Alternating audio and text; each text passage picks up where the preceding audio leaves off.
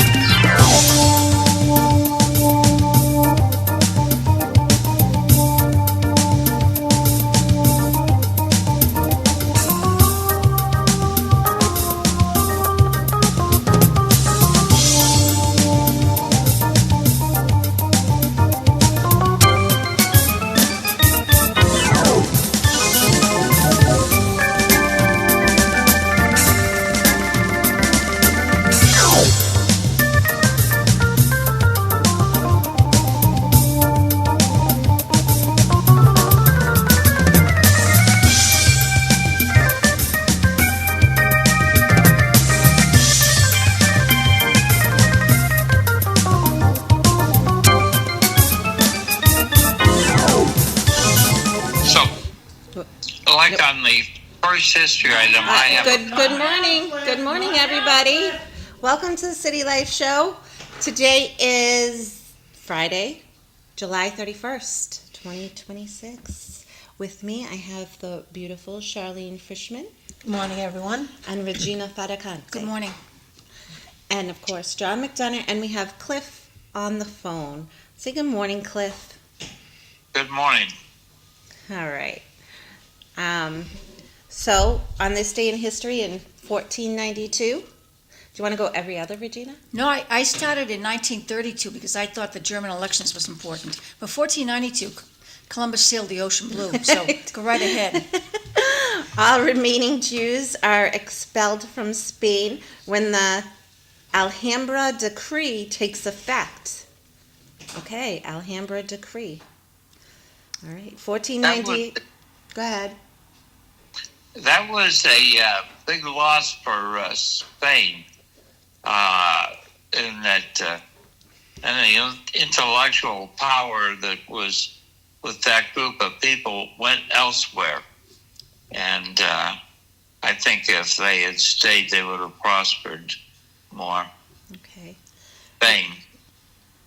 In 1498, on his third voyage to Western Hemisphere, Christopher Columbus becomes the first European to discover the island of Trinidad. Was it 1492 or 1498? Well, 1492, Columbus discovers the Americas, and then he continues to continues to his voyages and discover other places. Okay. All right. And Trinidad's the Bahamas. Yep. Okay. In 1703, Daniel Defoe is placed in a pillory for the crime of seditious libel after publishing a political satirical pamphlet, but is pelted with flowers. His novels, Robinson Crusoe, 1719, Molly Flanders, 1722, and Roxana, the Fortunate Mistress, in 1724. It sounds like an old school Turtle Boy. Yes, those are now famous books. Yeah. I mean, kids in grammar school read Robinson Crusoe. I mean, those were great books. Oh, wow. In 1715, 7 days after a Spanish treasure fleet of 12 ships left Havana, Cuba for Spain, 11 of them sink in a storm off the coast of Florida. A few centuries later, a treasure is salvaged from these wrecks. Wow. Imagine sailing and sinking within, a couple weeks. No. Yeah. Not well made. A few centuries later, the Right. treasure is salvaged. It just reminds me, I guess, what was in the news this week of what they found in the little high school wall. Oh, I my have that. goodness, I that's have that to talk unbelievable. about too. Okay, the good. wallet, yes. In 1777, the U.S. Second Continental Congress passes a resolution that the services of Gilbert du Motier, Marquis de Lafayette, be accepted, and that in consideration of his zeal, illustrious family and connections, he have the rank and commission of Major General of the United States. I never knew that. In 1874, Patrick Francis Haley became the first African American inaugurated president of a predominantly white university in Georgetown University. Wow. Wow. That was a big Interesting. deal. That must have been a big Yeah, deal. that was a very 'cause big deal. That was pre-1900s. Right. 1917, World War I, the Battle of Passchendaele begins near Ypres in West Flanders, Belgium. In 1932, the NSDAP, the Nazi The Party. Nazi Party wins more than 38% of the vote in German elections, which shows just how popular the Nazi Party has now become. I mean, Hitler has really begun to speak widely about unifying Germany, bringing Germany back to power, because let's remember, after World War I, Germany's decimated. It fell apart Right. financially. Germany's decimated, and Hitler is trying to convince the German people that they need to be reunited to become a strong country again. And he's convincing them that we need to do all of these things to become a strong country. And Germany's saying, yeah, that's right. But what they're not thinking about is Hitler saying, well, all these other people have to go in order for us to become a strong nation. And they're not realizing that part of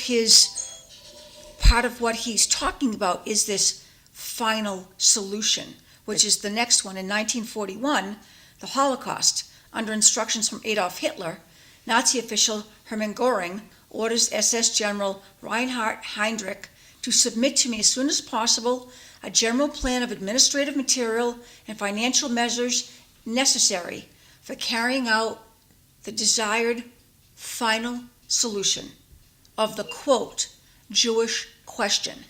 So you notice how they never say, hey, how are we going to kill the Jews? Right. Because they want to hide that.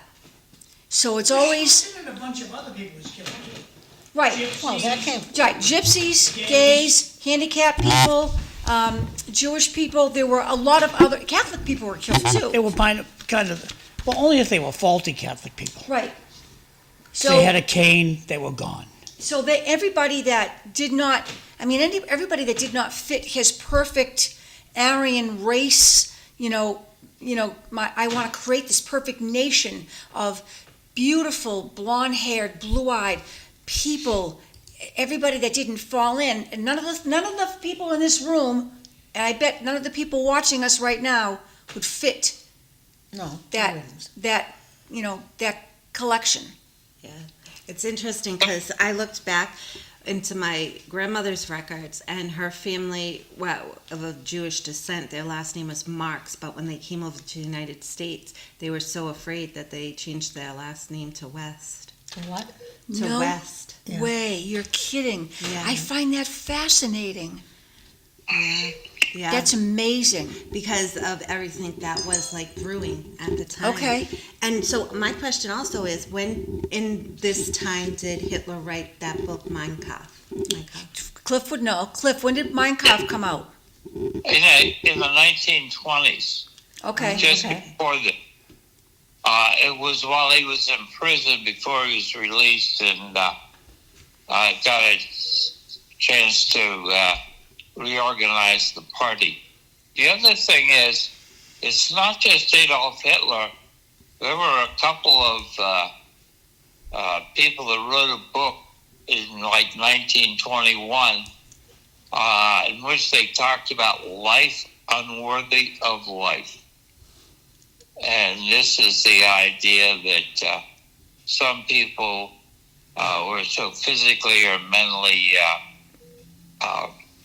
Deficient? deficient that they were better off, and society was better off with them dead. So, which I think flows out of the eugenics thing that came out of the whole evolutionary, and some people just sort of went off the rails. So Hitler came into a population that I think was prepared. Well, he prepared Yes. them. Right? Well, he blossomed the idea. Absolutely. Well, and then he went after the youth, too. Right. So, And Yeah. so I show this film. Mike's got to be closer. I show this film in class. It's called Blue Eyes, Brown Eyes. Cliff, I don't know if you've ever seen it, but it's a study done in 1970s. And this woman is a teacher in a small town in Iowa, and she's got a group of kids in her class, and she says, today we're going to play a little game. And the blue-eyed children are superior. And so the brown-eyed children need to wear these collars so we can know who they are right away. No brown-eyed children can play on the swings or the slides in the playground. No brown-eyed children can take seconds, and no brown-eyed children can drink from the bubbler. You must use a cup. And the video shows how the effects of being told they're second-class citizens take on these children in the third grade who now have been told they're second-class citizens. By the end of the second day, they can't multiply. They forget the alphabet. Well, on the third day, she says, "Oh, I've made a terrible mistake." It's not the brown-eyed children that are deficient. It's the blue-eyed children. So all you brown-eyed children, take those little collars off and put them on a blue-eyed child. And then the whole process is reversed. The blue-eyed children become now secondary class citizens. And the film is a masterful piece of discrimination. How people are taught to become prejudiced. And it starts when you're a child. And it's just a masterful piece. Now, you could never do that thing today, but I show it in my class. Why couldn't you do it today? Well, as a professor, I'd probably get fired. Why? Because of the Me Too movement. Well, because I No, think but that, I mean, if you roll it out properly, I'm going to show you guys what prejudice is all about. well, if you did it that way, John, I think that would be perfect. But she didn't do that. She just said, I want you to see that the brown-eyed children are not as good as the blue-eyed children. 1950s, you say she Yeah, did? she did it in So, 1950. way back then, we could use a lot of different words Oh, yes. that we can't use today. You are 100% correct. And the film was masterful. And this woman then went on to speak across the country about, what she saw in these children. And here's the thing, it's copyright, so you can only see it about 3 minutes if you try to go to YouTube. So if anybody wants to look at it, it's called Blue Eyes, Brown Eyes. You can probably read more articles about it, but it is a masterful piece on how we teach racism. And we teach it to children who then become adults and then become... We use that frame of reference a lot haters. where the Palestinians are taught at birth Right, to hate the Jews. Absolutely. And the Jews are taught at birth to hate the Palestinians. yes, And their mothers do it. yes. Absolutely, John, you're 100% So we have to correct. get mothers to stop teaching infants to hate. Yes, you're right. You are 100% correct. I give you an A+. Thank you. You're welcome. So, Hope you're in But charge of judgment. there are also governments that don't want, in these countries, they don't want their citizens to have their own mind and brain to Right. speak out, right? And I saw a short clip on a YouTube short of a professor who tells the girl with brown hair, brown eyes, that she needs to leave the classroom. That's it. She needs to leave. She wasn't paying attention. She wasn't doing something right or something. And everybody watched her leave. Ugh. And so No one spoke up. That was the no thing one of it. spoke Yeah. up, right? Did you see it? I've read that article a couple times. I- and seen them, a snip on Facebook or something. Yes, and it spoke volumes too after the professor said, so why did she end up leaving? And the class responds, you told her to. But why did I tell her to? And there was literally no reason. And he said, why didn't any of you speak up for her? oh, I love it. Because at the end of the day, when you see something, you say something. You see something, you don't say something, then Yes. this behavior becomes allowed Right. It's, in yes. society. If you allow someone not to speak, if Right. you give the message, don't speak up, you're going to get in trouble. Right. You learn that at an early age, very early. School. Well, also, we're in the habit of not talking back to the teacher, You're right. not talking back to the right. professor. If the professor makes a judgment, get out of class, you have to respect the judgment of the professor. You're not Right. allowed to speak up. Hey, I don't like what you're saying. Right, not right. allowed. And now we're telling people to speak up if they see something that's not right. And so it's a paradigm shift of like maybe this is what brought our society to where it has been. And when we see something now, we have the power to say something and stand up. And he made the point, this could happen to you at any time because you never stood up for Right. her. Well, I just read this article about this woman. Her last name was Dorr, and she came from a well-to-do family. Then she married a prestigious lawyer and moved to Washington, D.C. And this was back when, in order to vote, you had to pay a poll tax. Okay, and the poll tax was accumulative. Say I hadn't voted for 5 years, and now in the 6th year I'm gonna vote, I would have to pay the 5 years Okay. plus. Well, she realized that this was, voter suppression here. And, she stood up and actually got herself to the Senate floor to speak on it. And it was amazing because people just accepted it, and we know how that all played out. There was a whole portion of people race, no matter what their race, they couldn't pay because of their economic standing. And she fought and fought and fought, and she won. It got lifted. And it wasn't that long ago. I think it was in the 50s. And that's when I was born. So it wasn't like, this was like 200 years ago or even 100. It's coming up on 100, though. Huh? It's coming up on 70 years Oh, ago. yeah. Okay, let's not go there. But anyway, you know what? It came up when all of us were alive. Okay, well, no, you weren't. And No, you I weren't. wasn't yet, but it's okay. But it was interesting because a lot of this was taken as accepted. Yes. And she came from a place where women didn't do that. Your job was to get married, have a nice household, entertain, and produce some children. But she stuck with it. It was a great story. So, Regina, you want to read these? Good morning. They also found carrying beams not properly secured, asbestos in the walls, leaking canals under the old building, to Eileen's point on the high school, and that's from Jay. Yes, Jay, absolutely. Next text. In this country, it's our elected officials that teach hate. And then on the next breath, they want us all to come together.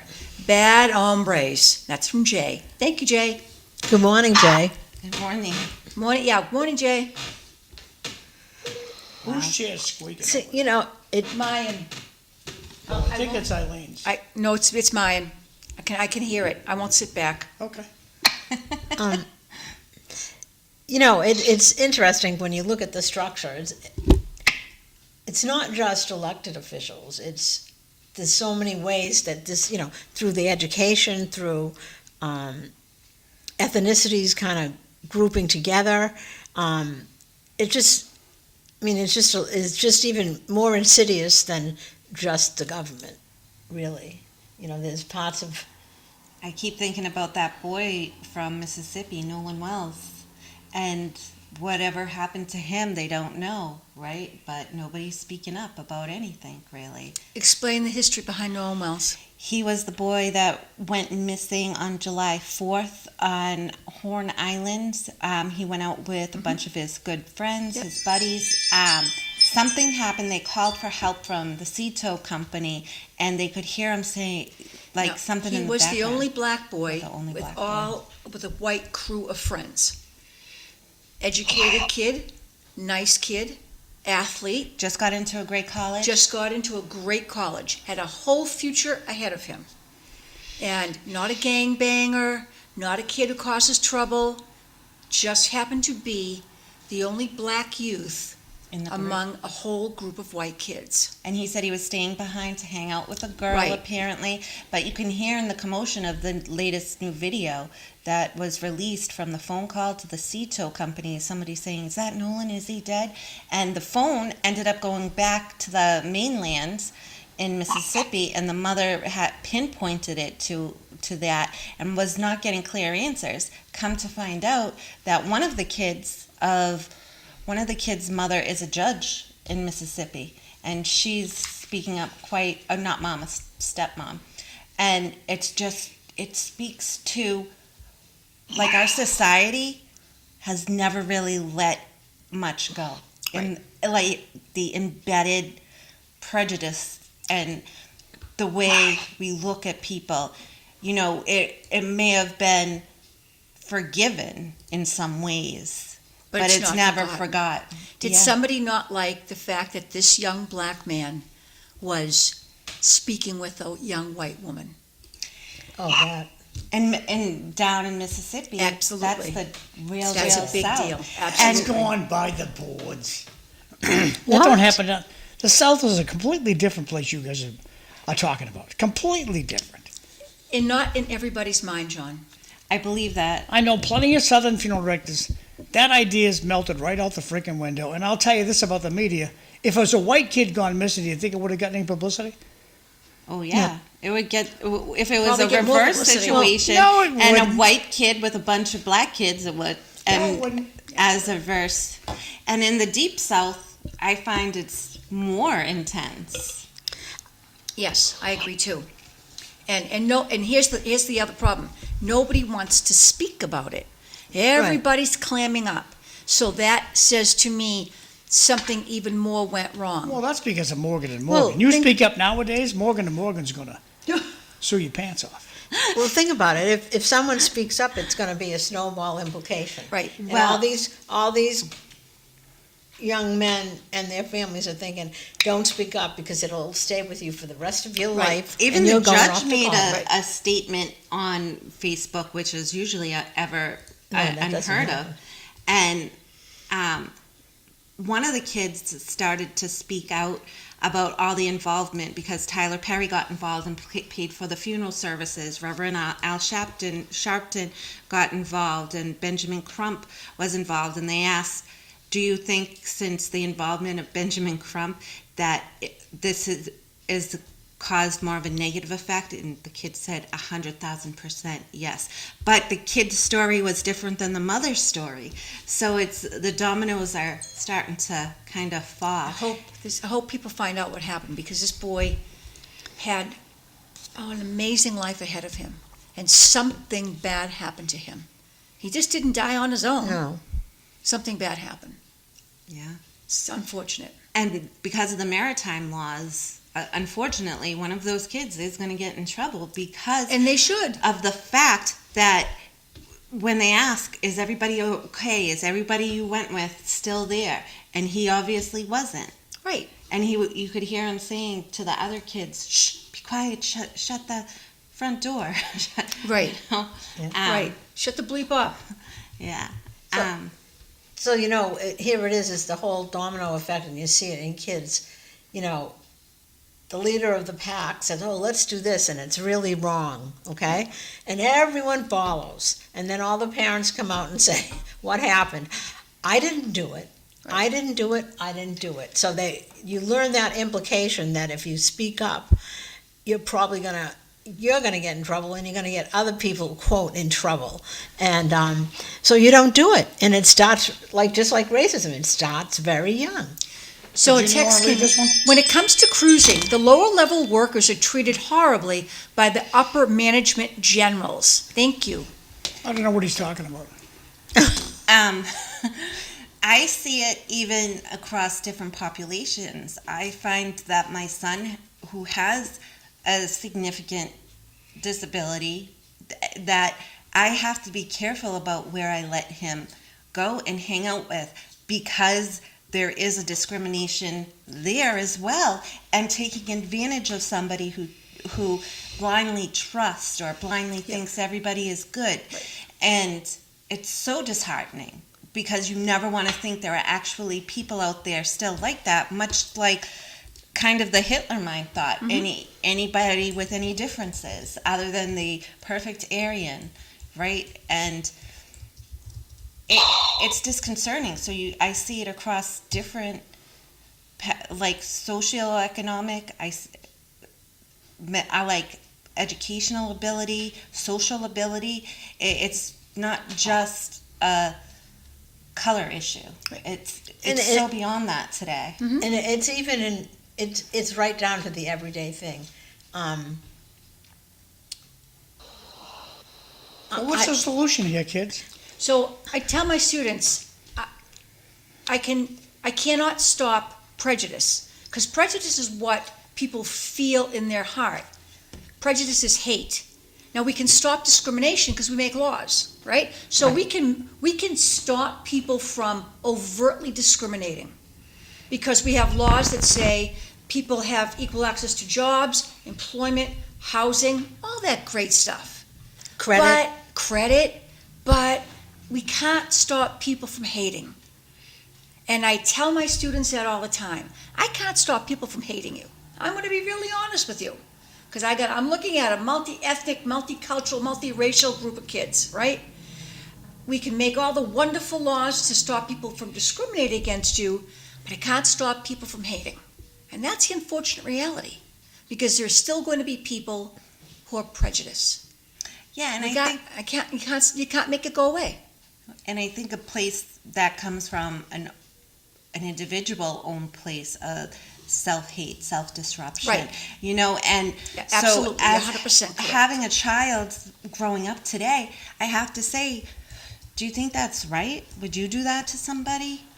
How does any of this make sense? And kind of let them put it together in order to kind of process it and say, oh, I would never do that. So why do you want to be with this person or surround yourself with this person? I think it's people who are uneducated. I think it's people who think that somebody else is getting something better than me or more than me, and I don't want that to happen. I don't want somebody of another color or another ethnicity getting more than me, and I've got to stop it, and I don't like it. And so rather than, hey, everybody's entitled to everything, not just one group. Everybody's entitled to everything. And I think that some people do not understand that should be the mindset. That should be the mindset. And people don't get that. No. Right. And it's unfortunate that we do not realize that is pervasive in every area of society. And it allows our history to still carry through Yes. with the way people react, no matter what genre of issue there is with different races, different different educational, mental health wise, and so forth. Like there is a lot of what's the word? Variance. There's a lot of variance of what we came from that is still happening today, and you see it every day, and it's sad. So I'm going to ask. Let me ask you girls this question, okay? Yes. Give me a judgment on this person. Would you hire this person to go? Colorful.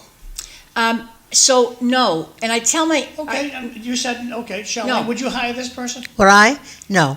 Okay, would you hire this person? Yeah, I want to know what it says everywhere. I'm just saying, you'd hire the person Yeah, because To it do would be a what? good reading to lesson. teach class? It'd be a good what? Reading lesson, look it. You would hire this Yeah. person to be a teacher? It depends on his qualifications. No, there's no qualifications. It's a picture. Okay. Would you hire this person? I mean, yeah. I mean, I've seen teachers get hired with green, purple, red hair. No freaking way. This person has already proved to me you're crazy. And that's the dilemma. So I see inmates who look a lot like that, They're crazy. and I think to myself, dude, you ain't getting no job. But here's the reality. We will try to find inmates jobs that where the public does not need Well, to I see take them. this image, Virginia, because you can't tell the gender. Right. And I would say, So would you, if this woman showed up to date your nephew or your son, never gonna happen. would you think this was a good idea? No. I would say that's a man, though. It's hard to tell. Well, I can understand the argument, but I don't see an Adam's apple. So I would say woman. I'm thinking it was a woman. So I would. So would you let him date Anthony? Would you let her date Anthony? No. Well, Why? You're going to let him teach Anthony? There's- What's the matter with her? there's for me, She can teach Anthony, but she can't date him? Nobody can date Anthony. And I wonder what this person is trying to say to the rest of the world when they have done this to their entire body. That's I my want- thing. right. What is this person saying to the entire world? Because clearly that's a statement, right, John? That was a statement. I'm saying this to the world. Now I don't know what that is, and I don't know what that To me, statement is. I look at this person, okay, I don't want them in my environment. I don't want them in my family. No. I don't want them in my workplace. No, I'm not saying execute them. They're just not my cup of tea. Sorry. Right. So how do you differentiate that kind of thing from prejudice? You know, it's just, Well, I've been reading a lot about the immigration in the early 1900s, you know, late 1890s and 1900s. And, you know, people came off the boat, so to speak, in groups. And certain groups were pinpointed because, okay, here's some people that need to make a living. So let's put them over here. So, you know, they all went. Greek, Italian, Irish, they all went. You know, we owe the canals to the Irish. We owe the canals of Lowell to the Absolutely. Irish. And that was a planned thing by the industrial revolutionists. And you think of that thing, and you see it when we're talking now. The three of us are talking exchange of ideas. I'm thinking, oh my goodness, this happens at my level. It's not something that the newspaper has to report. You can see it in the grocery store. You know, you just you can see it going to get your gas. You know, get your oil changed. It's all of it. But the thing I have with the person that you showed with the tattoo is, like Regina said, is what's that person trying to say? Where are they that they have to cover up their body? And so it goes deeper for me. What's going on in their life that they have to make sure they have something that shows? and on that, the part that stuck out to me is, I mean, he's expressing his kind of wounds, I guess, or exactly. life stuff. And so Regina thinks it's a girl. we have, I think it's a woman. we have kids There's no that Adam's apple. I do too, just the way the Could have had eyes it kind of... removed. And so we have kids with invisible scars that Right. can't express themselves. Yes. And so the teacher in me says, yeah, that looks like he has a story she has a story to tell. You are correct. It's a first impression type of thing. It's you know, it's called the master status in sociology. It's the master status. It's the first thing I see when I look at you. So when I look at somebody, I make a judgment. It's based on their master status, whether it's your sex, your race, your ethnicity, and then I make and that based on my own sociological upbringing, it lets me make a determination of what I think about you. If my own prejudices come into play. So my own prejudices came into play when I looked at this person. And John said, would you hire this person? And my prejudice said, no. John said, would you let this person date Anthony? Your prejudice said, no. No, Because it's a first impression type of thing. It's her master status. I'm saying, heck no. Am I hiring that person? No. But if I'm running a tattoo studio, I'm hiring her. Oh, we'll have them come in all the Yeah, time. I'm hiring her. Regina, I got a couple of texts here. Our parents would have told us, you look ridiculous. How about the older women who have purple hair? I wouldn't hire them either. Time for people to put their adult pants on and contribute to society. So, yes. I want to say something One about more. The Two media, more. especially Channel 5, on a daily basis teach hate and misinformation to its citizens. I was taught, don't judge a book by its cover. But you are correct. It's a first impression type of thing. But there's also the thing, you know, the halo effect.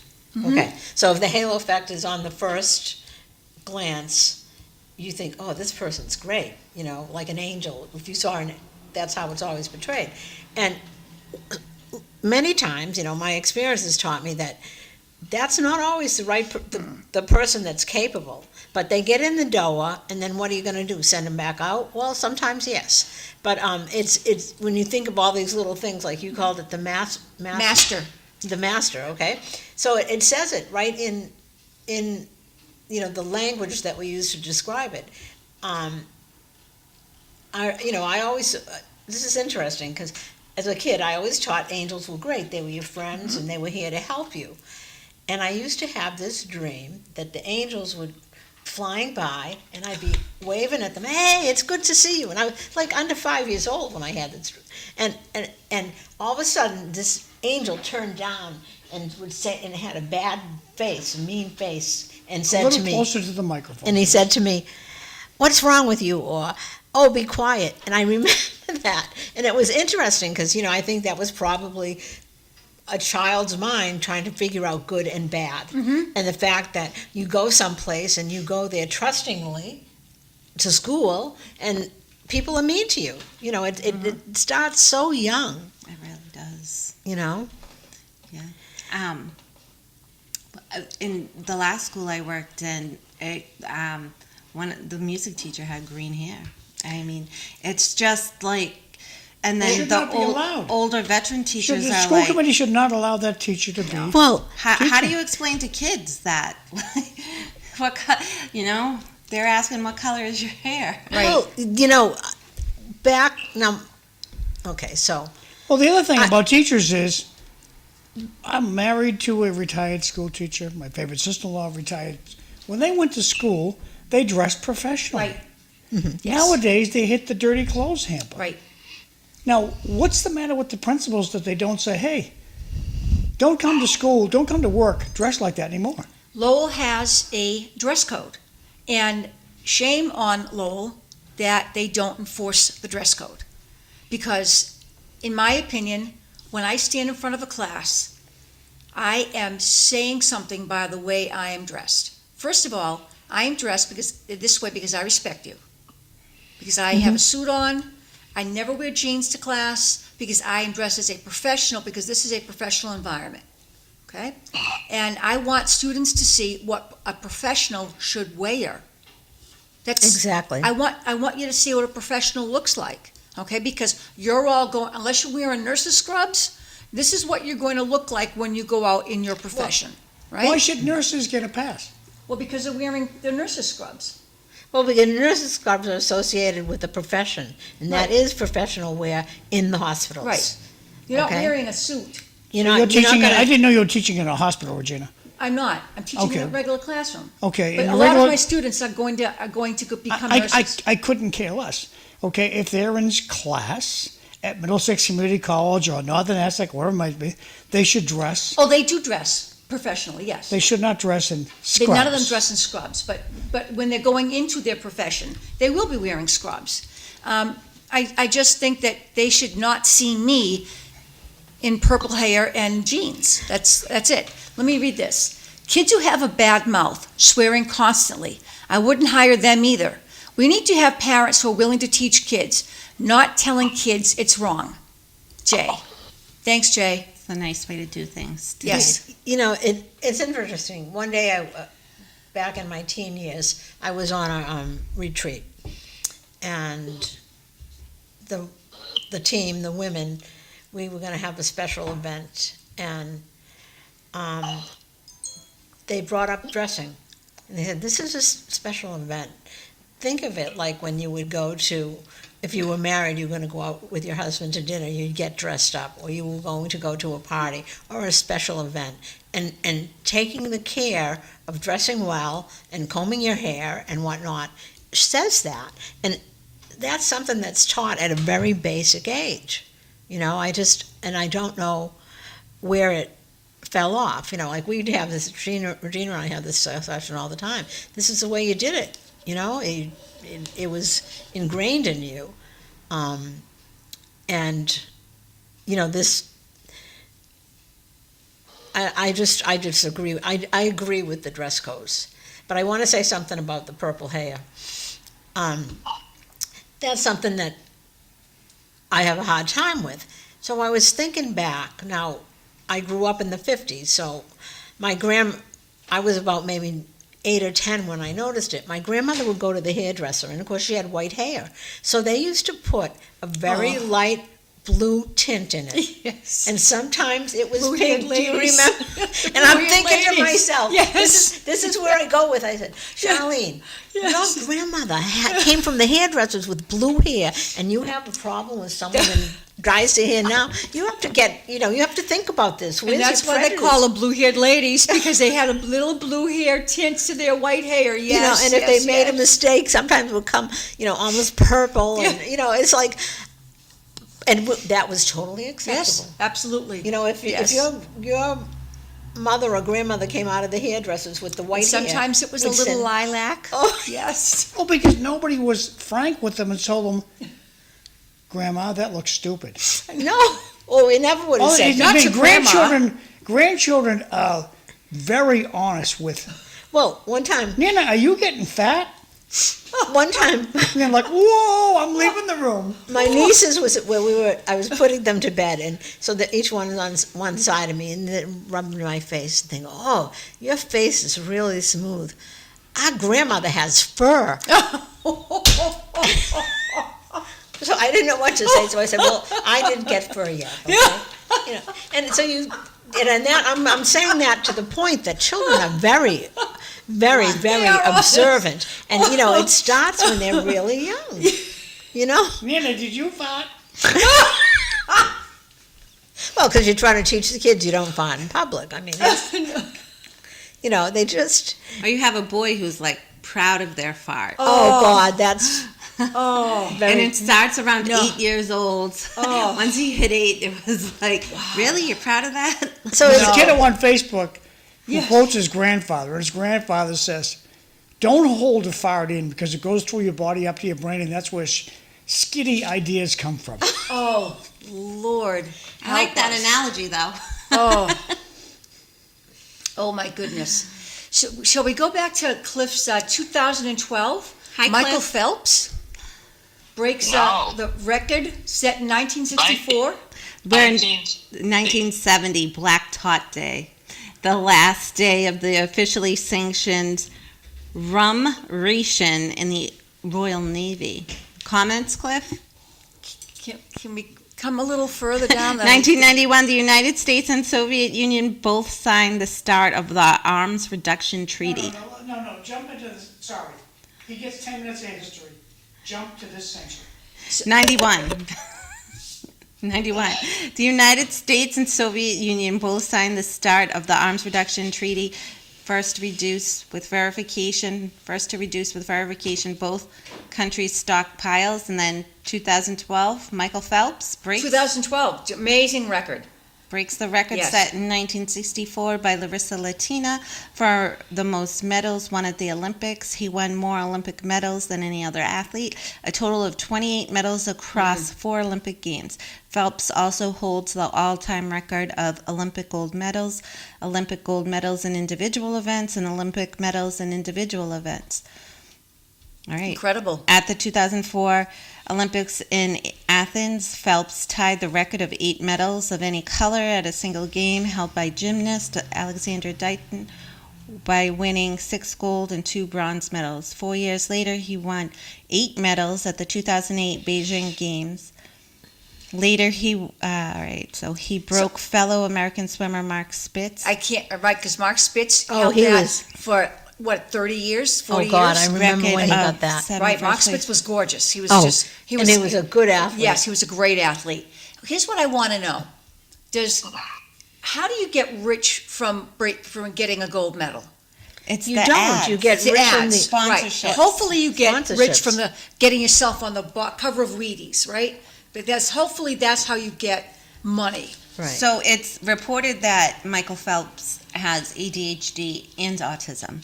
Yes. But why did Michael Phelps get in trouble? Probably because he tried to self-medicate with marijuana. Yes, Well, well, when so- he got pictured with the bong on People magazine, that really did not help him. So No, let's he let's- lost sponsorships. Right, too. and as he should.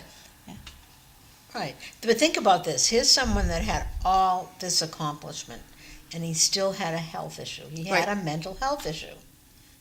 And, think about being that person, and you know it, but it's ignored, so you don't say anything, because it's going to look very bad. But he also had a mother who was very strong and very driven to help him. Mhm. She was just wonderful, and she knew he could do it, and she pushed him, and she got him. She owns those gold medals, absolutely. So the next thing that Cliff has here, Cliff, Dr. Fauci. Oh. Fauci ouchie. Huh? Dr. Wait, Fauci testifies before Congress. And Wait, Regina, what? you forgot the births and deaths. Birth, Primo Levi, born 1919, died 1987. Ex-Governor Deval Patrick, American lawyer and politician, born 1956. 71st governor of Massachusetts. 71st former governor. governor of Massachusetts. 50-55, Ignatius of Loyola died, Spanish priest of the theologian founded, Spanish priest and I theologian. purposely skipped those, Cliff. 1875, Andrew Johnson, American general and politician, 17th President of the United States. 1944, Antoine. Wait, Andrew Johnson, he still has my nomination for worst president. Okay, thank you. 1945, Antoine de Saint-Exupéry, French pilot and poet, born in 1900, died on this day in 1944. And the Hawaii Day in Hawaii, United States, and its related observance of Flag Day today.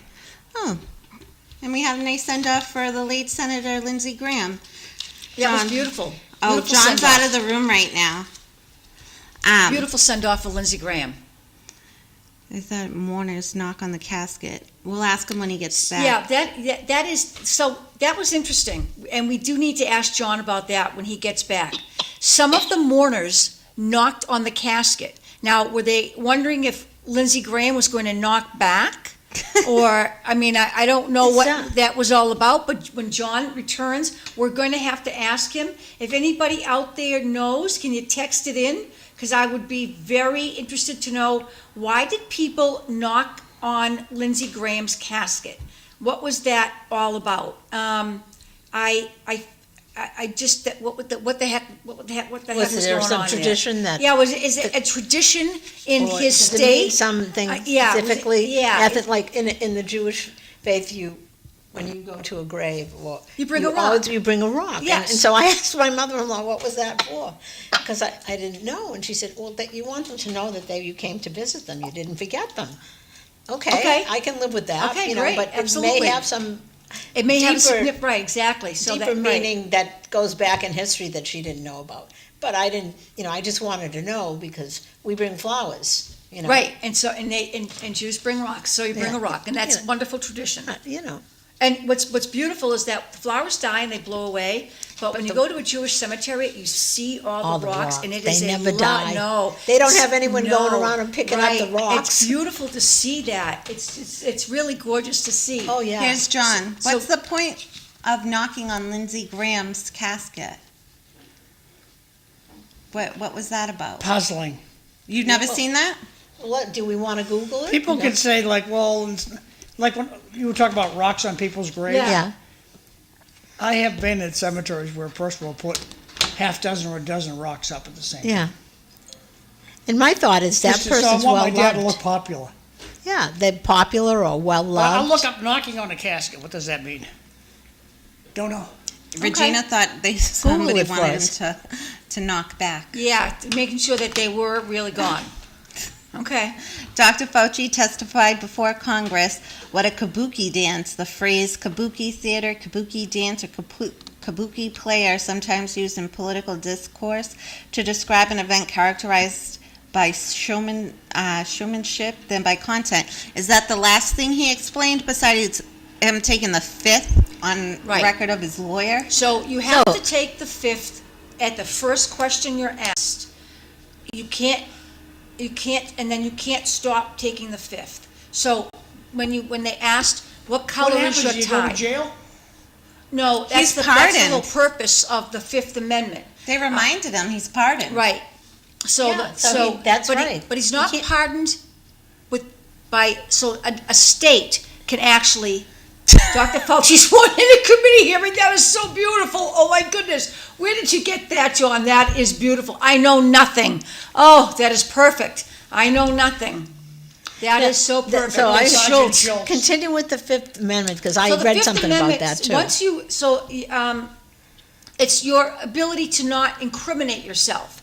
So you must say that the minute you're sworn in and you indicate who you are, at the first question you are asked, you must start taking the fifth, and then you can't stop taking the fifth. At the question number 5, you can't say, oh yeah, let me tell you, because then you break the chain. So And that's wait a why second, the questions Regina. started Right. to go to like, what color's your shirt? Right. What kind of shoes? What color's the carpet? So you would have to say, I plead the Fifth. Fifth. I don't get Under it. the advice of counsel, I respectfully declined to answer, and that's why he had to do that the He whole didn't time. have to do anything, Regina. He's Well- guilty of destroying the country for years. Right. And destroying education of our children for many years, so his pockets could get much thicker if and you- gain money. This, I wrote it down. There was a senator that grilled him. Let me just see where I put it. Okay. Senator Hawley. He grilled him, and what he did was, before he asked a question, he'd bring up emails of Fauci's staff soliciting different agencies and whatnot for money. Yes. Kickbacks, basically, Yes. which is totally illegal. And time after time, Hawley was brilliant, because he just had the pipeline. And so my thinking's wondering is, he's got all these staff that are paid, and I don't know if the money's coming from the government or what, but I don't know what the status was, but he's paying all these people while his job is to protect us from disease, and I started to think, well, who's Fauci in cahoots with? The Chinese, the Russians, All of someone we them. don't know about, and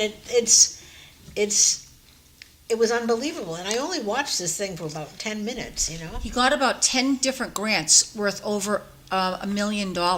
And what I didn't understand was no one then said to him, "Where's that money? What do you- Where's that money, Dr. Where's the Fauci?" audit? So, right. We're gonna How break about- shortly, Regina, so if you can do these two. Sure. How about when all the adults wear ripped pants and then tell you it's the style? Cuckoo. And the next one. Okay. I will always protect and stand up for all people from being judged and treated unfairly, simply because of how they look. That's always been my deeply held human principle. And I would never want to be anywhere near nor in the company of people who didn't share those basic human principles. By the way, I think body art is sexy. Thank you, Texter. And I never thought of you being crazy. We don't know who that is, but thank you for I do. texting in. Oh, you do? She Okay. knows. I think it's discriminating. God gave you a beautiful body. Why decorate it? That's Well- my take. We do decorate it. Women wear earrings. Necklaces, necklaces, We wear bracelets, rings. I have you know, earrings on. I have a ring on. I have a necklace on. I don't think roll. Jesus wore any of that stuff. I And don't think men, it's Moses wore that stuff. Yes. In a man, Oh, it's a Moses big. wore the stuff? I didn't think Moses did. Moses you- didn't wear that stuff. No. Okay. Did Moses wear a ring? Did Moses wear a ring? Don't know. When I see him, I'll ask him. Okay. We're going to break shortly. All right. So with Dr. Fauci, Yes. it's not just state laws that he's not been immunized against, Correct. but he could be, I understand, subject to asset forfeiture, which is conducted under maritime law. Sorry, Okay. Cliff, we're So- going to break. Thanks.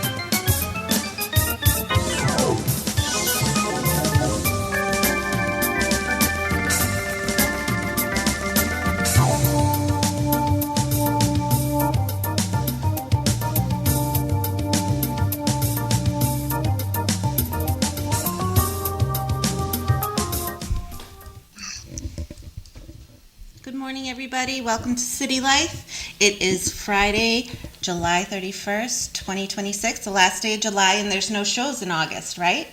There's no show. Well, I'm taking vacation in August, yeah. Good for you. Very nice. Awesome. So it's your last dish of City Life. With me is Charlene Frishman and Regina Faticanti. Good morning. And Good John morning, McDonough, everyone. of course, and we have Cliff here on the phone. Last hour, we just finished talking about Dr. Fauci and what the world went through when it was the end of COVID, when COVID was the end of the world, and how much it affected our students and education. And this hour, we want to discuss a little bit about the Lindsay Clancy case, the woman from Tewksbury who killed her 3 kids, and what that trial is going through. They had that husband come in.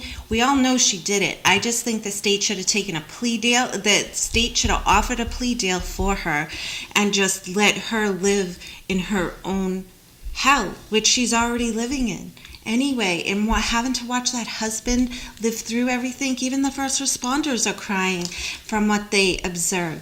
It's torturous. So let's remind people what Lindsay Clancy did. She was a young woman who had 3 children. She was on about a dozen psychotropic medications, meaning she was on medications for a series of mental health issues. She had some postpartum stuff going on. She had 3 children. She had a fairly new child. And she sent her husband out to get takeout.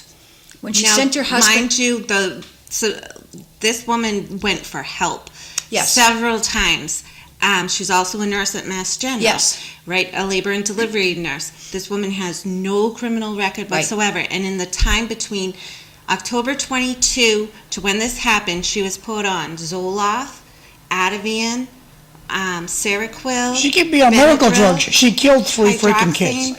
She killed 3 kids, okay? So you kill your first kid. You kill the first kid. And you continue to the second kid. And you continue to... First, you know what? I'm going to send the only adult who can stop me. I'm going to send him miles Right. away. To a restaurant that we've never gotten Right. takeout from before. So I'm going to send That's- him miles away. that's where I was going That's with this. Deliberacy. Right. That's deliberacy. That's where I was the going third with kid this. is deliberacy. Thank you, We John. owe these kids something. Say that she was cuckoo birds on drugs. Yeah. I'm not buying it. I'm glad I'm not on this jury because I would fry her. That's where I was going, John. She sent her husband out for takeout to a place he had never gone before. She got bands and Exercise bands, Industrialized. and choked her children. Then she threw herself out the window. She was Such a brave soul. And she also made it look like there was a suicide attempt because she Right. cut her wrist. She did but not- deep enough to right, kill herself. Exactly. She did not die. She actually is now paralyzed for the rest of her life. Her husband came home. It had to have been horrific.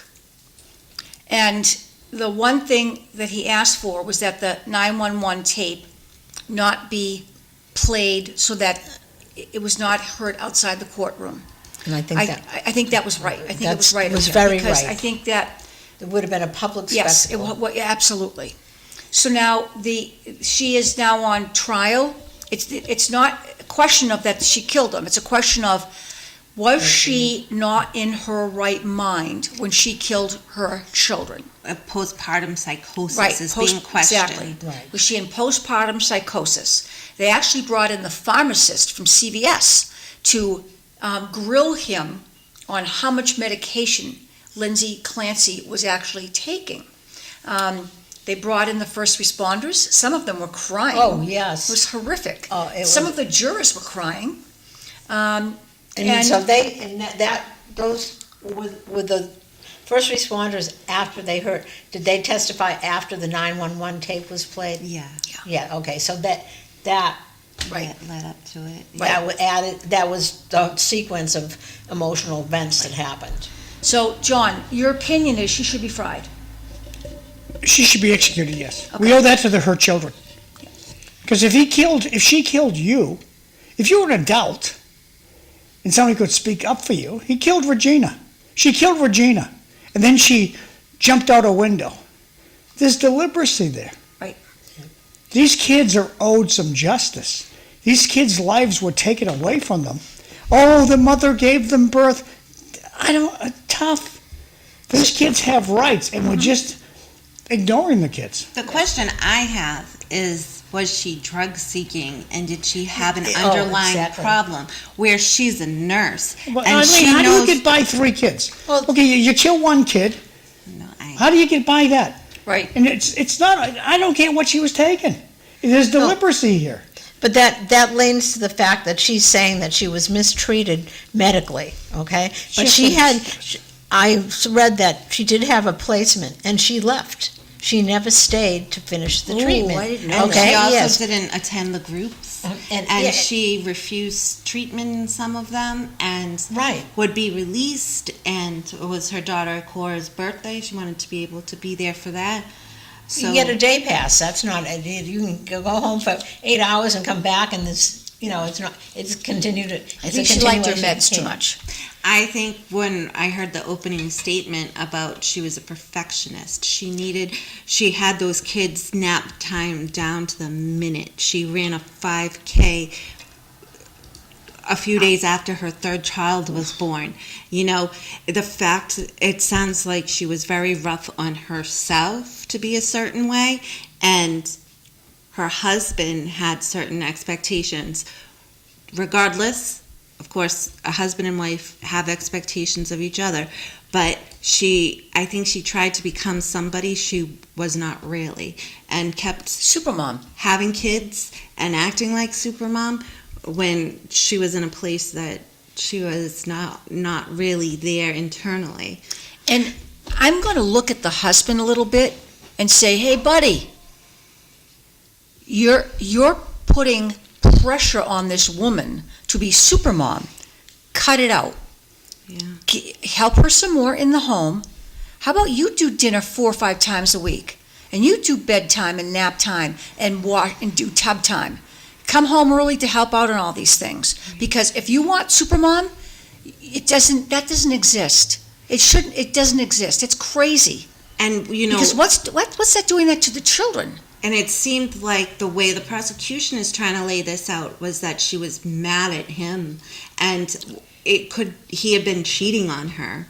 And I wonder that, and she found out and thought, if you're going to leave me, you're not going to have. She's got a mouth. She hasn't said a doggone thing. No. No. Well, the one thing she did say to Patrick was that she heard a voice in her head telling her that she needed to kill the kids and then go with but you them. could make it. She's smart enough to make that up. Yeah. She knows that one. And the prosecution made it clear it was the first time she was You with should the be psychiatrist. executed. What is interesting is that her husband divorced her. He is married and has a child now. So And it's only been 2 years? Fertility specialist. Yeah, in it's New only York, been- right, in New it's only York been 2 City, years, and that's right. where the business trip was, New York Right, City. it's only been 2 years, right? And so I do think there might have been something happening there. And what's also interesting is that he testified sort of in her favor. Yes, he did. Yeah, It was he definitely in did her favor. testify And in her favor. That was the first time they saw each other. Right. Since the accident. Right. And I think he feels like Lindsay was the Lindsay I knew. Right. Was loving and caring and a great mother. But I think his expectations were also very high, and I think he came to realize that over time, that she wasn't getting the help that she needed, even from him emotionally. And he put a lot on her. The thing that I have a hard time with is the defense read the drugs that she was on. Right. And there were different prescribers many of the times. Now, if you had gone to the same practice, okay, or the same place to get your mental health, whoever was seeing you today, which is not uncommon if someone's sick or on vacation, would be able to go back and look and say, oh, this is what's been prescribed. You don't keep adding, you don't add trazodone to Seroquel. I mean, and Seroquel's heavy duty. So Very that heavy was my question, was she drug seeking? When I read the information, it says care team, her care team. And I was debating it with a friend. I said she had a care team. They were all on the same page, but I don't think they were on the same page. I don't think they were communicating appropriately. I don't think they were all in the same practice. And they weren't in the same practice. They weren't, And or they were. They weren't. Then the that's other what, thing. That's what thanks for confirming that, because that troubled me. Right. Because, most people want continuity of care. The people that have some kind of a issue go to different providers. And the fact that she left at least one Jennifer program, Pez. Yeah. She left, and she was an inpatient, and she left. I mean, that's a sign that, you're either terribly disturbed or doing this purposely. Right. It's not either. It's either or, and that's why I just have a hard time. But here's the thing: the burden of proof is on the state to prove that she is guilty beyond the shadow of a doubt. I was on the jury. I feel she was a very disciplined woman that just snapped. Or very Well, controlling. What do we owe the kids? She snapped, okay, like a drunk driver, like that poor kiddo that stole a car, picked up his friends, slammed the car into the tree, and the other 3 kids, delinquents that were in the car, are all in the hospital. But they're going to sue, and somebody's going to pay them. Right. And the insurance company's not going to say, well, he was mentally ill. That's not Knew going what to he was fly. doing when he stole the car. It's the thing where, what do we owe these children? Right. Exactly. Wow. Yeah, I mean, a lot of different theories have gone through my head since just watching this. But I mean, she also told her husband in September or October that she was thinking of going on Zoloft. And the husband said, how do you get that? And she explained, I'll go to my doctor and ask for them to put me on it. But apparently she already had a script for it. And started taking it like the very next day. So there was some deceit in even that information that you hear from the prosecution. And obviously you're a nurse, you know other nurses that could get you. Right. Absolutely. Because you can go to a NP and have them prescribe, because they have prescribing rights. And so she might have called an NP that she worked with and said, hey, I need some Zoloft. Or did she take stuff when she was a nurse? It's very possible. It's very possible. The big issue is how a woman's body goes through so much during and after pregnancy. Tell me about it. I feel like I'm still going through it. Unless you have done this, you may not understand. If postpartum happened to men, there would be more research. That's for sure. I agree with that. And, they used to call it the baby blues. And, I come from a family of medical professionals who diagnosed me, told me I had postpartum depression. I was like, no, I really don't. Like, I go to my care providers and I get checked. And people are very quick to diagnose people. Does Cliff, before we turn the page, does Cliff have any thoughts on this? Cliff, what's your thoughts? We are not doing a good job on mental health here in the United States. And we need to do a better job. And Okay, so what do we owe these children that were murdered? And what should the mother's sentence be? she should be put in the normal hospital for the rest of her life. Okay, She'll what be do at we owe Tewksbury these State. kids? They have what? What do we owe these children that she killed? What's the justice? I think the justice is to put their mother in a hospital for the rest of her life where they can treat her for her mental illness. I think she'll be in Tewksbury State for the rest of her life, and we'll all be paying for it with our tax dollars. Yeah. Unfortunately, and I think they should create a law that any pharmacy is connected to another pharmacy, and they know what's happening. Well, but that happens right, when I go to the doctor, or I go to any medical professional that's related with, at least with Tufts, with Lowell General. They read off to me all the pills I'm taking. Yes. Yes. Are we missing any? Yeah. Now, there should be a computer program that they have that salt doesn't go with flour. Well, And It should be, CVS does. That's No. the surprising point. Anytime there's a prescription But change the doctor from here, should, Anthony, the hospital should say flour does not go with pepper. yeah. And there should Well, be- here's the other thing too. There's a software that the pharmacies have that, say like you're taking, let's just use for the drug she took, Seroquel. It will give you it will give you anything that's contraindicated that shouldn't be taken with Seroquel. Okay? So like if you mix Seroquel and Trazodone, it's going to give you this effect, and it flags it. Okay, so it tells you. Now, I don't know what my thing was, is if she was taking all those drugs, common knowledge is there's certain things you don't mix. and okay? apparently she was sniffing some of it. I heard that. Also, was she using had free access to any drug she wanted from her workplace. Yes, you're right. previously, yeah, or friends. I mean, So what's the liability on the pharmacies to say, not fill the script or call the provider and say, hey, do you know she's taking this? It's contraindicated because you just prescribed this. And, So, do we know if she was taking meds prior Well, to this? Regina, we're never going to know unless they took a blood test of her after the situation. Right. It's all We on don't her. If she says she was not sniffing glue, she wasn't sniffing glue. You can't prove it.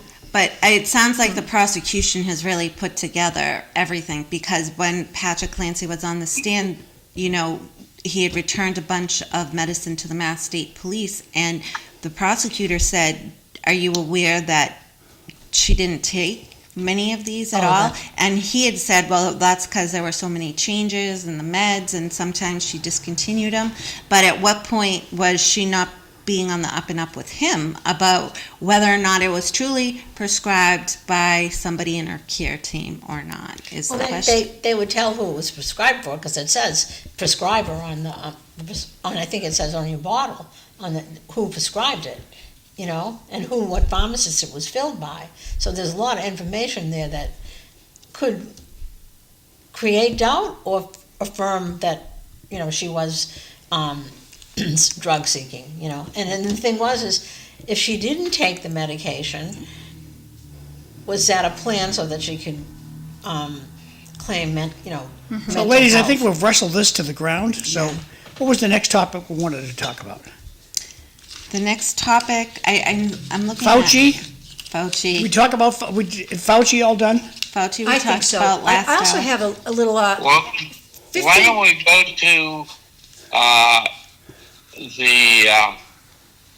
to skip the Iran war and go to what's up with the Democrats? They are short on money. well, they've Talking had to to national mortgage the headquarters building that they're in, right, in Cliff? What? They've had to mortgage the building that they're in? Yeah, they have a nice building south of the Capitol. Hawking their national headquarters. And so they have no money. So it's a what's up with the Democrats? They're short on money. They hawked their national headquarters building in D.C. They are running candidates who want to abolish the Constitution. They want to end capitalism. They want to end the Supreme Court. They want to end policing. Don't we want to put some on the State House or something like that? Yeah, and so they and What does they're- Vanna want to do? The bill she signed on Oh, to? and we also need to talk about Vanna Howard. Vanna Howard yes. has just signed on to a bill. Now, she is our state senator, and let's remember, she beat Rodney Elliott, how unfortunate, and she's our state senator, and she's just signed on to a bill that says this. She wants to create a commission for Muslims that says Muslims need to be on every state commission within the Commonwealth of Massachusetts, on every hiring commission, on a commission for disability, on a commission for this, commission for that, and we must hire Muslims to be in every single group, every single hiring that we do in the next coming, 10 years. Now, here's what I want to know. As a Catholic, where's my Catholic commission? Vanna? Where is my Catholic commission? and Where's my Italian-Irish? Where's my Italian commission? John, you want your Irish commission? No, So- Americans. Okay, so what gives her the right to say that she wants a Muslim commission and we just talked about racism a few minutes ago, Vanna. What gives her the right to say Muslims are better than everybody else? Well, also toss on that separation of church and state. Right. That's right, that's the Thank you. basis of it. Because this is a religion we're promoting, not anything. We are promoting and putting forth a religion Right. above everything else. And there is a separation of church and state, thank goodness, in this country. Because the writers of our Constitution were brilliant, and they recognized that there needed to be some placements of separations, and that was one of them. And Vanna Howard has signed on to create a Muslim commission that puts Muslims forward, and will have Muslims running every single commission. So that means Here on every in. time we go to have a law or a bill, we have to consult them. Who's abso- running yeah, the ask country? their permission. What about my vote? Right, absolutely. And if people want to text in, I would love to hear what they have to say. I just want to give you a statistic. There's a woman that you might want to read about. Her name is, excuse me, she's Attorney Morrow. I have her first name down here, but I can't see it yet. There's someone saying that Muslims are disproportionately discriminated against, okay? They're 2%. Closer to the mic. 2% of the it's a rate of 2%. Anti-Semitism against the Jewish communities and the Jewish people is at 4%. Right. Okay? And in terms of biases, it's bias against the Jewish people of Jewish ethnicity is 13 times higher than that of people of the Muslim population. So they're not the high. First of all, there should be no prejudice, okay? I'm not saying that 2% is acceptable or 4% is acceptable, but the fact is they're not the only people. It's not, because they're claiming is Islamophobia. And, I mean, like, shall we do a study on phobias, you know? I don't, what, as a citizen and a voter, what really just upsets me is it's so clear what this bill is going to do. It's giving a particular religion a right to censor, decide, promote A priority. everything that we do.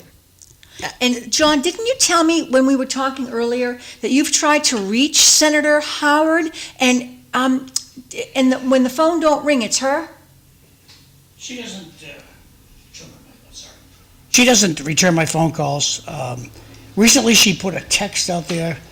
One of her glorifications, she put a thing on a Facebook post, and so I asked, why don't you come to City Life or something of that sort. I put underneath her post on Facebook, and she didn't respond. And if she put the post, she saw my response. And Yes. I don't think we'll ever see her on this show. I don't think she likes to go and speak publicly about anything.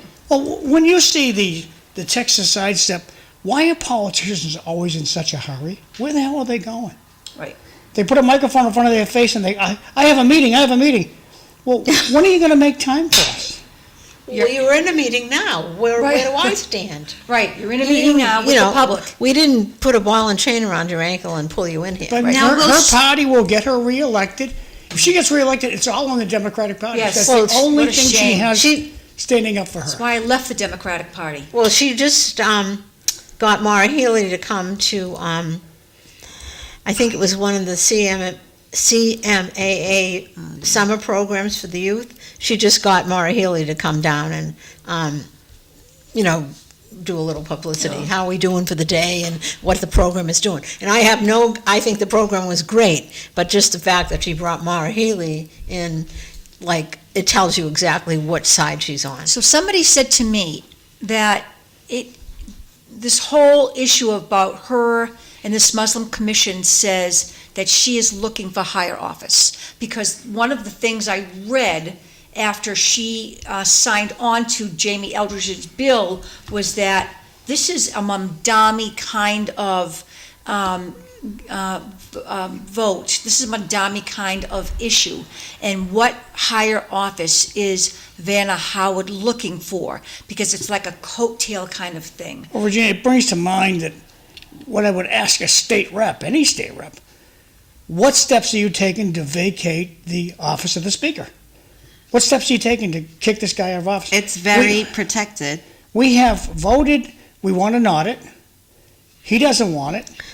What steps, Mr. State Rep, Madam State Rep, are you taking to vacate this seat? This is a good time to mention September 1st, 2026 is the primary to see who may be our next senator on state reps, and November 3rd, 2026 is the general election. That was my question about Vanna Howard. Will she automatically get? Well, there needs to be somebody who needs to run against her. So She has two people running against her. Okay. Joe Espinola and Sam Meese. Sam Meese and Joe Espinola. So we do have some people who are running against her.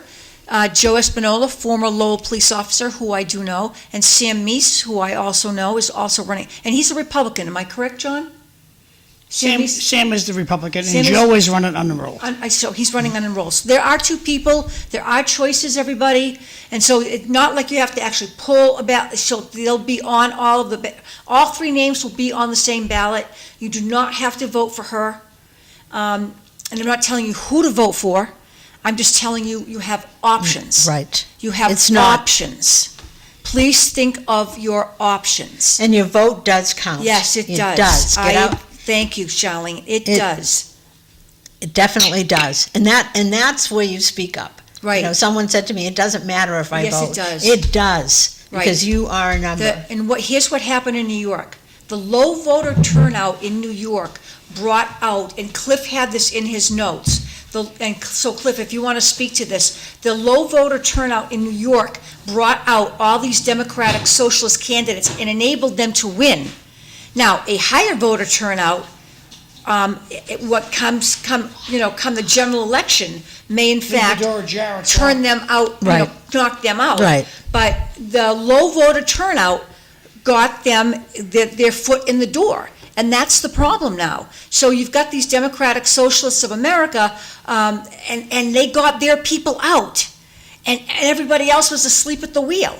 So we need to get everybody out to vote September 1st and we have choices. Joe Espinola and Sam Meese are choices that should be looked at seriously over and above the other candidate. And I'm not going to continue to say her name because it's like giving her a free ad. And there are choices. The Cowardly Lion. Okay, that's great. The Cowardly Lion. We have choices over the Cowardly Lion, right, Cliff? Yes.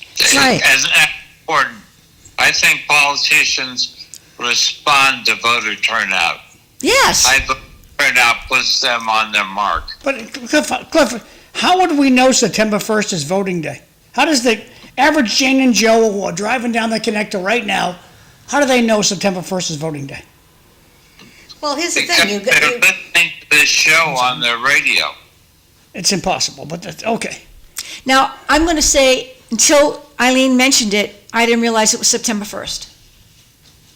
I didn't realize it. Yeah, the primary. So until she just mentioned it, I didn't realize it was September 1st. And I'm going to be on vacation. That means I got to come home from vacation to vote, which I know I now need to do because it's important. Yeah. So thank you for letting me know. And because people aren't listening to the news, aren't reading the paper, aren't tuned in as much as they used to be. So And they don't want you to be. no, I know. No, Because don't. they want to keep it the Right. same. Right, they Exactly. just don't want the change. Right. So, you mentioned Jamie Eldridge.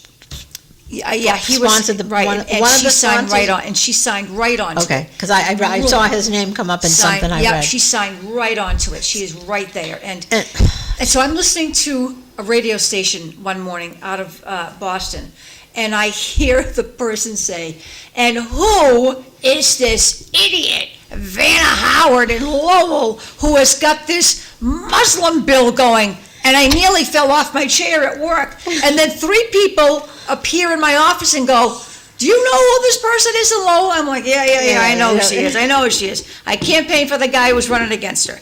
And then one guy came into my office and said, "Hey, do you know how to get a hold of her? Because I want to call her office." I said, "Yeah, I'll get you the number. I'll find that." They were incensed that she would do something like that. And I said, "Look, don't come to the only other Lowellian that you know, okay? Yeah. So don't come to, because it's not my fault, right? Speak to I your- campaigned against her, not for her, okay? Speak to your local, if they're in a different district, they have a different senator. Right. Speak to your own one, because there were 13 senators that voted for this, that are going to sign on to it. Right. And it's crazy. Very scary. I do want to throw out another name. I listened to this great, I don't know if it was on YouTube or Facebook, from this attorney. Her name is Elizabeth Morrow. Google her and see, and I'm sure this will come up. She so precisely tells us what this bill will do. She so precisely tells us what this bill will do. So there's plenty of information out there. It's easily accessible.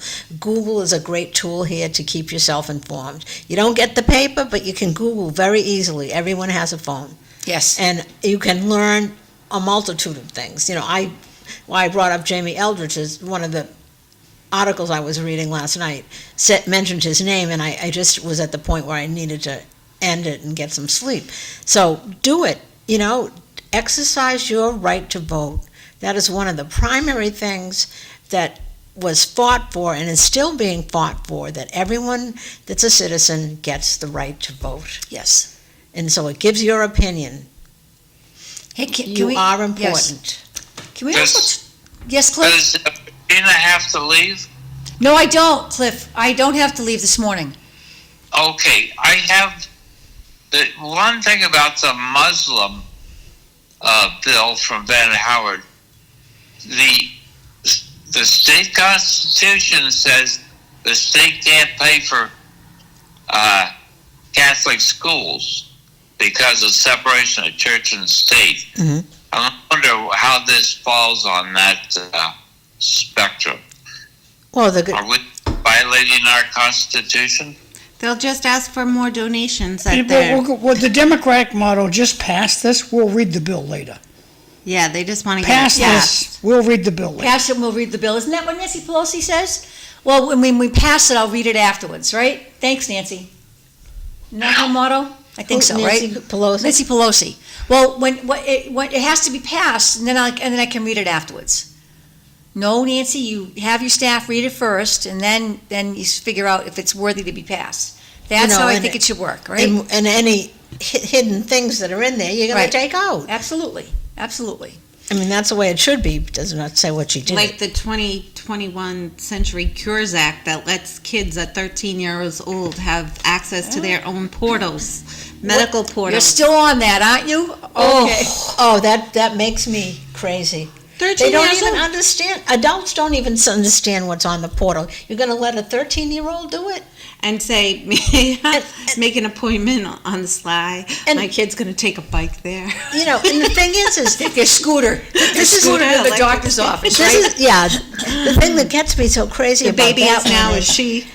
there's research that says the frontal lobe is not developed Right. till you're in your 20s. I think it goes to about And 35. boys are slower to develop than Right. girls. So we're passing these bills that are so contrary to the facts, and we're expected to believe it.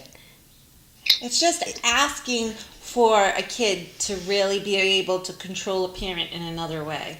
through medical because they're wanting to express yourself. If Right. I was able to express myself in every way I wanted to when I was 13 years old, I'd have a serious issue. Hey, Regina, that microphone that's extra, pass that to Eileen. I think her microphone Me? clipped out. Oh, The microphone this that's one. right in front of Regina's computer, Oh, pass okay. that over to Eileen, because her mic just conked out. Thank you. Go. So can we go back a week and Thank you. talk about what happened during the folk festival with this man? Malachi Tang, Yep. I was just reading. Man He just got accused- out on bail. Yes, he did. Man accused of knocking out police officer during a brawl outside of a Lowell nightclub. Man accused of punching a Lowell police officer unconscious, and the video was on Facebook. on Facebook. It was on Channel 5, which is where I saw it. Was ordered held on bail, which he's now out on bail. He was police officers responded early Sunday after multiple fights broke out as a large crowd exited Tesco Bar on Middlesex Street. According to the prosecutors, Malachi Linton, he was defending his mom because somebody punched his mother and threw her to the ground. And so he went over and he punched the person. He punched the woman who punched his mom, I guess. According to the prosecutors, they tried to restrain him. They tased him again, and then he just took his fist and pow! He hit the officer right in the face. After 3 tasers. After being tased 3 times. Officer Betancourt deployed a third taser probe. Simultaneous to that, the defendant cocked back with a right closed fist, threw a single punch, connected with Officer Betancourt's jaw, dropping him completely unconscious. Now, what kind of drugs can you be on to allow you to be A tased wicked lot. Well, 3 times and Yeah. still knock Yeah. somebody out? If you read some of the later articles, not the one like the day before, one I read How much yesterday. was his bail? $75,000, John. So he had to come up with $7,500. That's a big chunk of change. It is a chunk of change, but if you go on to GoFundMe and your friends, come up with some do-re-mi. Do you think that's what happened, or are you sure that's what happened? No, I'm just. You don't know? I don't know. Okay. I don't know. I'm surmising. Well, what do you think we should have done to the guy? I don't think he should have had a bail. Because here's my belief. If you will knock out a police officer, you will knock out anybody. And you should not be walking the street. Well, he punched the guy, or the person that, Right, he punched a person So that 2 was people. acting up with his mother. But if you punch a police officer, you have no respect for anybody. You should not be given Right. bail. No, I think what you should do is have immediate trial. Have a what, John? Immediate trial. Okay. Yeah. so this Malachi's proponents are saying is that the police didn't handle this correctly. They should have broken it up earlier, and they were at fault for not attending to the mother Is it Trump's first. fault too? Is it Trump's fault So he too? had every right to punch the policeman. Is it Trump's fault too? Pardon me? Does President Trump have anything to do Must be with this? President Trump's fault, right? Because let's blame him for everything. I think that there were a lot of police around. They were attempting to break this fight up.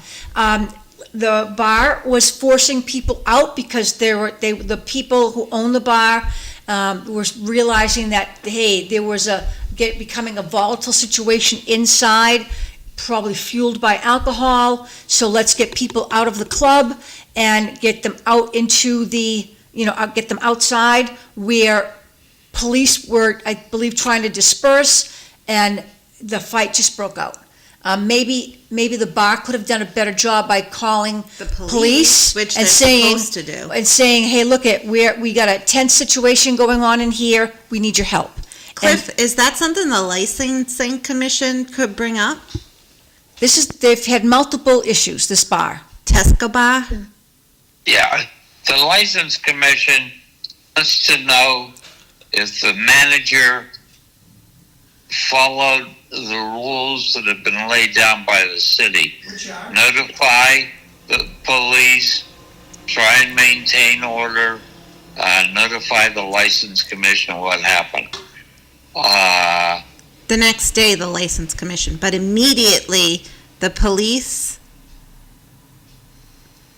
Yeah, well, they need to keep the police apprised. If there are injuries, they need to take action on that. Or even if they see tensions are heightening. Well, the article said that they did have some issues inside, but the Tesco Bar security calmed everything, and so they were getting people out, and the police were out there saying, move along, move along, move along, which that sounds like crowd control to me.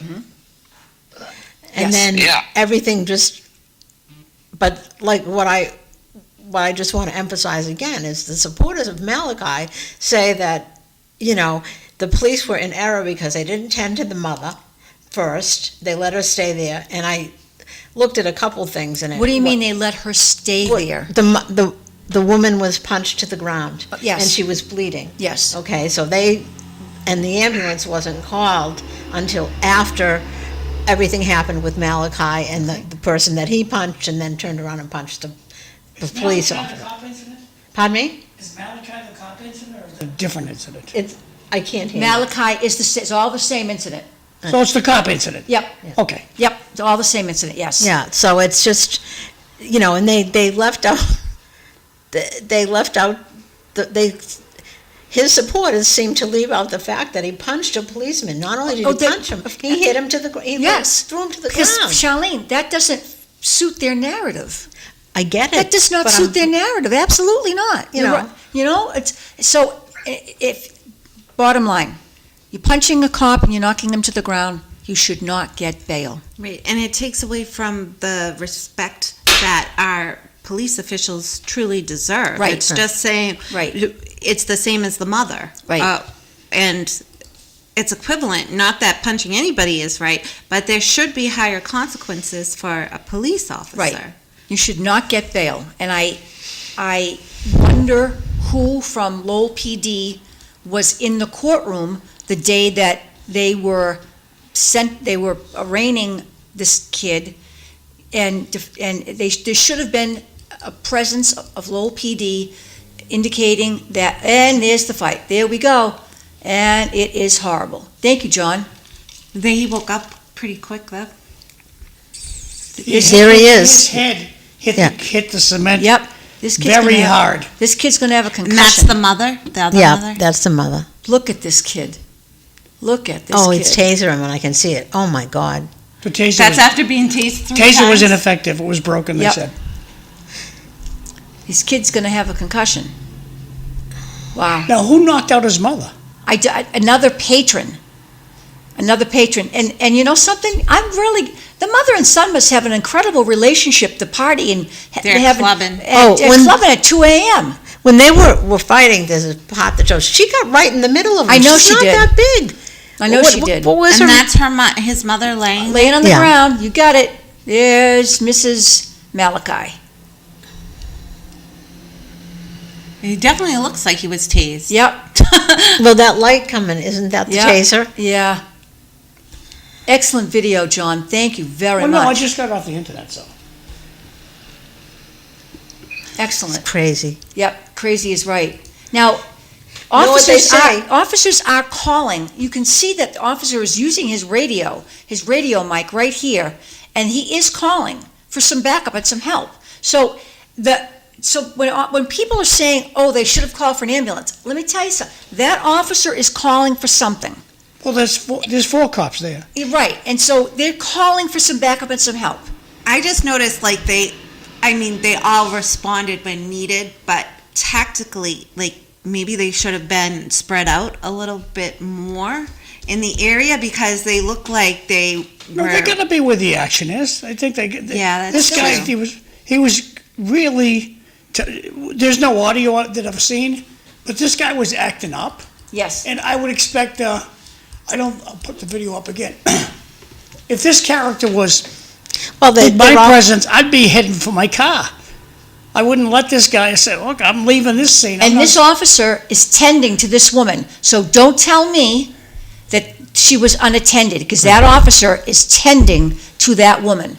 And I pat him on the back. He is reaching down, he is tending to her, and then he's using his mic, he's obviously calling for some help. So their whole contention is they didn't act fast enough, they didn't do it correctly, and like all police departments, they are incompetent. What about, did the citizens act appropriately? Well, That's the question I would ask They the people who left. say that the cops are wrong. You can hear them saying, "Let's get out of here," on one of the tapes. and some girl is yelling, "Oh my God, oh my God, oh my God." Is that her right there in the shorts and the sneakers? Don't know, there's no audio here. Yeah, there is one that has audio. The mother looks like she's happy laying there. She looks like she's what? She's Well, content. She's been partying since Well, I'm 2 gonna guess a.m. Well, you know what they say, There's nothing a good lot of happens. the King's English that's being used here, we can't air that stuff. Right. And so, and some of the language was bleeped when I heard some of the Yeah. audio, so you probably shouldn't. And even in the written Bottom piece line, that I you should did. not, you should not hit anybody, but especially don't hit a cop. Right. So, so please don't tell me that police officer wasn't doing his job. He bent right down to check her vitals. He jumped up, he got on that radio right away, so he was doing his job. He tended to her right away. So please don't tell me that they weren't calling for help right away. Pat on the back to him, he was doing his job. So I think that he never should have been released on bail. When you knock out a police officer, that was some pretty hideous, horrible, vile behavior. When you knock out a police officer like that, you don't get bail. It wasn't like We're coming up on 10 minutes left, girls. Is there anything you want to make sure we talk about before? No. The Stoughton before- police, as we're talking about the police, I What? see that in your notes, that they let go of the chief of police. The town manager did, and now they're getting some backlash. Do you know more? From what? Yeah, they just put, okay, so the town manager was after her saying, you need to resign, and it wasn't quite clear what she did wrong. He wasn't telling her. So she went on a leave on her own because she didn't feel the need to resign, got an attorney who, tried to clarify everything. Mind you, this is the same chief of police in the town of Stoughton where Sandra Birchmore was groomed and Yes. then Got became pregnant and then pregnant with the got Stoughton killed. police Right, officer, yeah. Matthew Farwell's child, and was strangled by Matthew It was Farwell. this- And the other thing too they said was that not only was the town manager going after the chief of police, he's been threatening and intimidating people in the fire department. Like the chief of the fire department. Over what? They Didn't want say someone to specifically. resign over the Sandra Birchmore Yeah. situation. So are they trying to cover up the Birchmore case? Well, he The already respondents to the Birchmore case? Is that the girl who killed her kids? No, that's the woman who was, she was pregnant by a police officer. She was being groomed at 14. He began raping her because you cannot have sex underage. He began Story's too raping her. long. Okay, so So she was killed by him. He strangled her, killed her, and then they tried to pass it off as suicide. the fire department's trying to So- cover this up? Well, I think the fire department was a first responder and then said, yes, suicide. Well, So- they don't make, everybody knows the medical examiner makes the determination if it's suicide. And Not any medical And professional. they said, yes, suicide. Then the Birchmore family had a second opinion, and the second opinion autopsy said, no, she was strangled. She did not commit suicide. when the FBI got involved. Right, the FBI got involved, and the FBI said, yeah, this woman was murdered. Did anybody get fired? No. Yeah, the cop- police cop did. officer One police got officer arrested. got arrested for her murder, and he's on trial now. He's the guy who got her pregnant. Pregnant, yes. And he's John. going to anybody else involved get fired?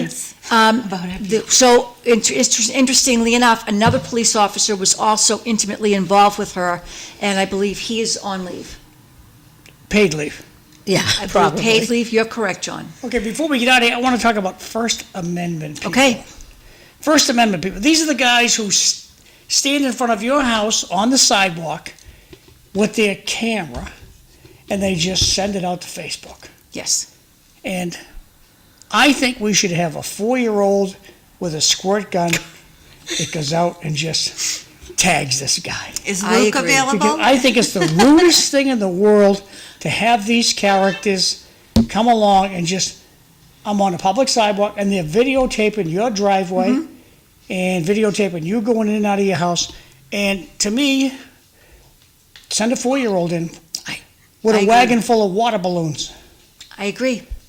Beautiful. Now, if anybody has a 4-year-old that they can rent out for the day, we would pay them handsomely and put your number. Bring your number on Facebook. grandchildren with squirt Yeah, guns. right, so, yeah, arm your grandchildren Dip with it down to squirt Lowell guns. City Power Hall. squirt guns, you know. Lowell the City, power- walking around Lowell City Hall harassing Lowell City Hall employees. They've been out to Tewksbury harassing kidding. those employees. And we need the 4-year-olds of the community with squirt guns up front, please. Thank you. That would be awesome. Wait, Go ahead, out in Cliff. California, they're putting a bill out that makes it illegal for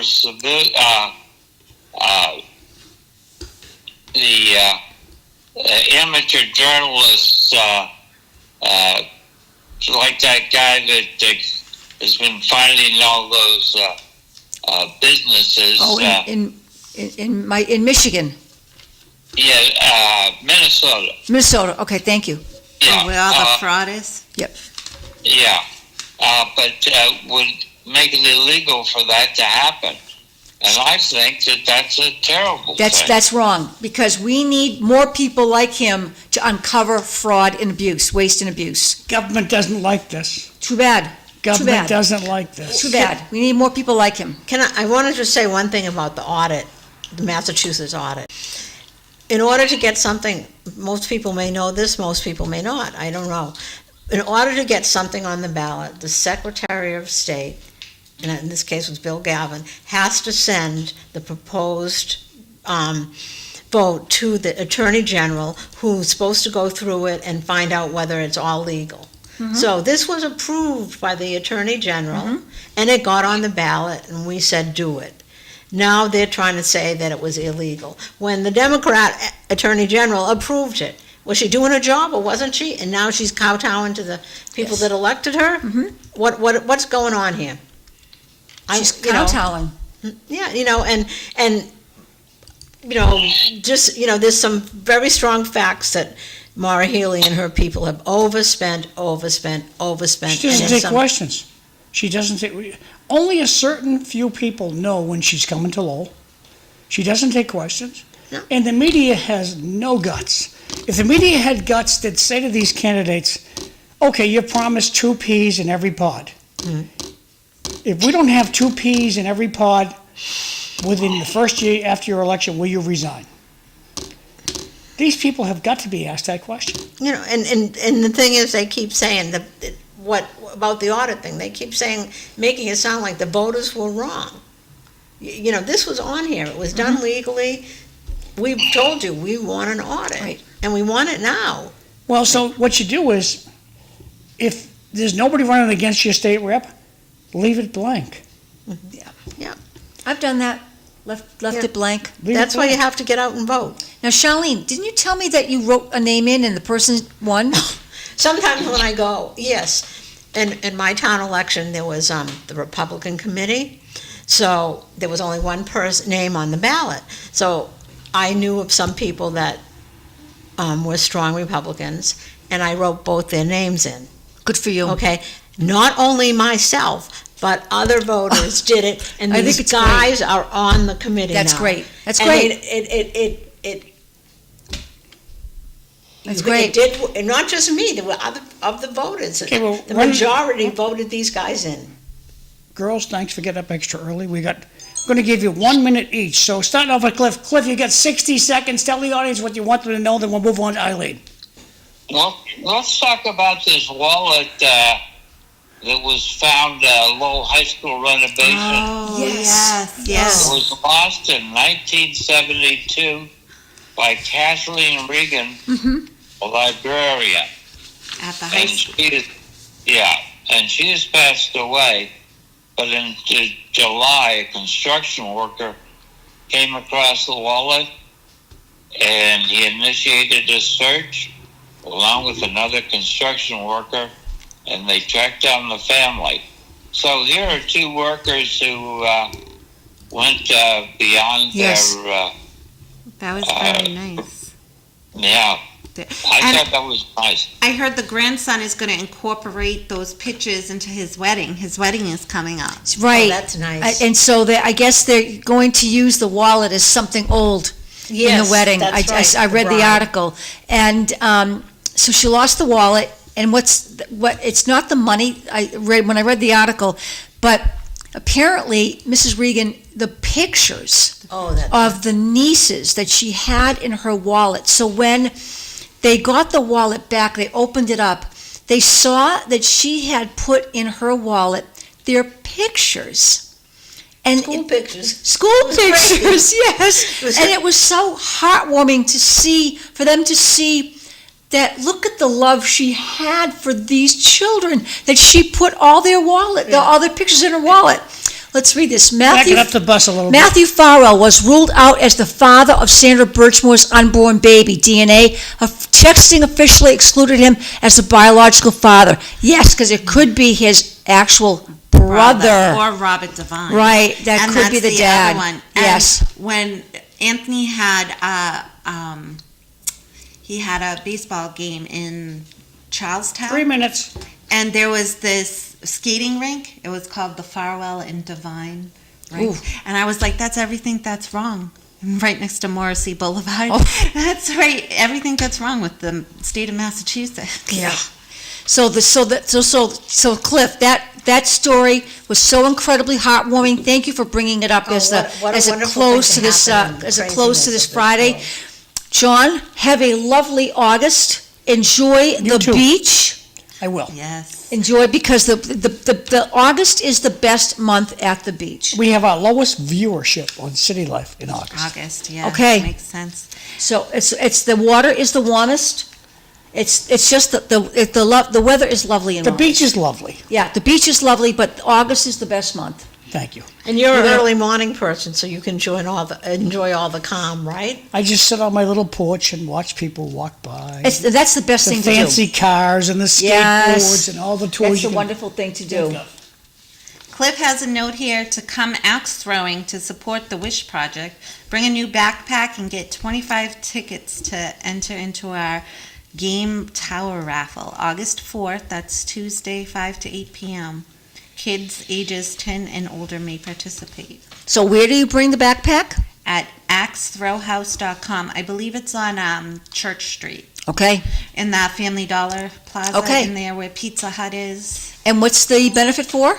Make-A-Wish. Make-A-Wish Or Foundation. the Wish Project. The Wish Wish Project. Project. Very nice. Bring a Okay. new backpack and get 25 tickets. I have tons of backpacks. Backpacks and get 25 tickets to what?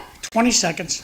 To enter So into we our get- Game Tower raffle. Okay. Let Cliff go. Go ahead, Cliff. Did you have something? No, I'm good. Okay. Wave bye-bye, everybody. Bye-bye, Good everyone. show. Take care. Have a great month of August. We'll see you in September. See you in September.